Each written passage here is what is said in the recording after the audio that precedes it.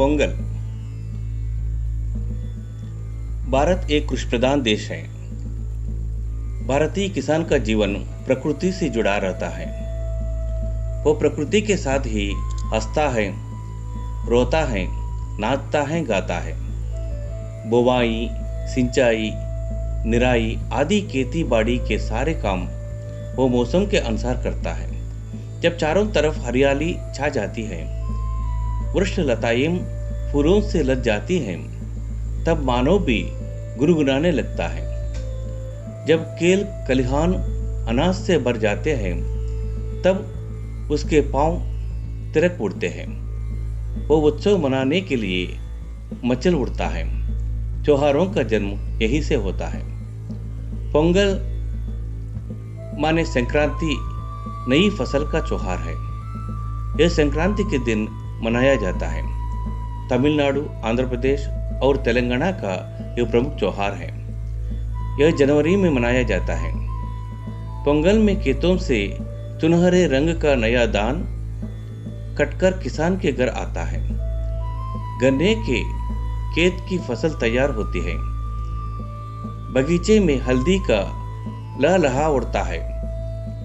उन्हें देखकर किसान का मन नाच उठता है। उसके जीवन में मिठास का आ जाती है।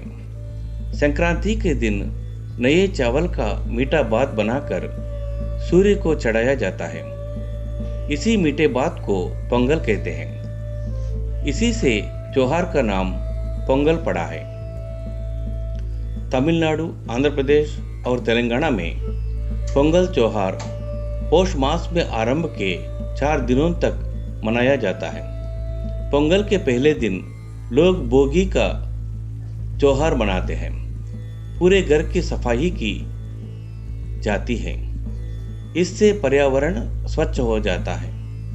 बोगी के दिन शाम को बच्चे ढोल और बाजे बजाकर खुशियां मनाते हैं। पोंगल के दिन घर आंगन को रंगोली से सजाते हैं। नहा धोकर सभी लोग नए कपड़े पहनते हैं। उस दिन सब कुछ नया होता है। आंगन में अंगीठी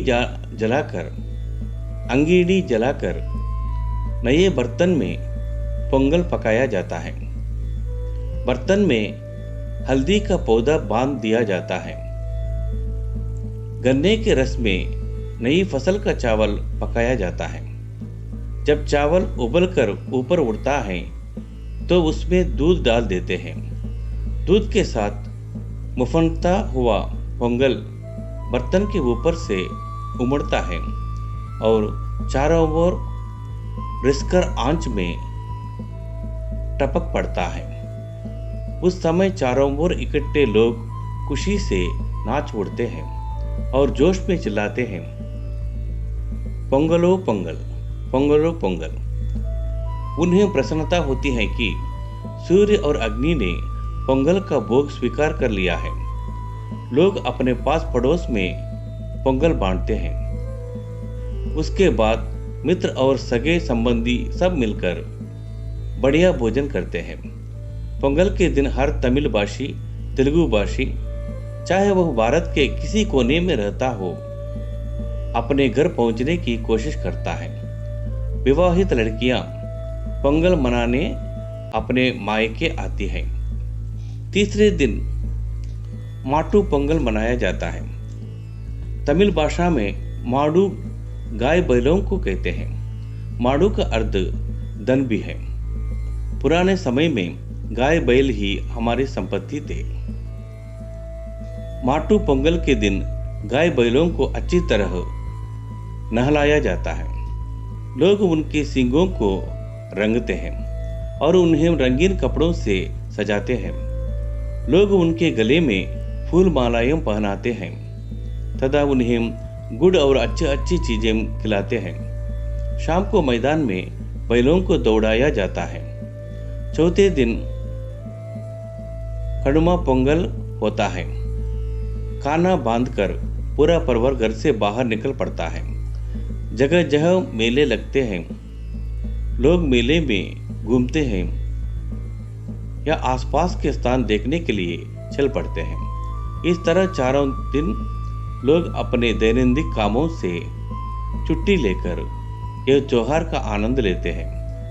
खेती से संबंधित यह त्योहार पूरे भारत में किसी न किसी रूप में मनाया जाता है। गुजरात से लेकर बंगाल तक लोग इसे संक्रांति के नाम से मानते हैं। उत्तर प्रदेश में संक्रांति पर स्नान का महत्व है। गंगा, यमुना, नर्मदा, शिप्रा आदि नदियों में लोग स्नान करते हैं। चावल और मूंगे की दाल की खिचड़ी बनाकर खाते खिलाते हैं।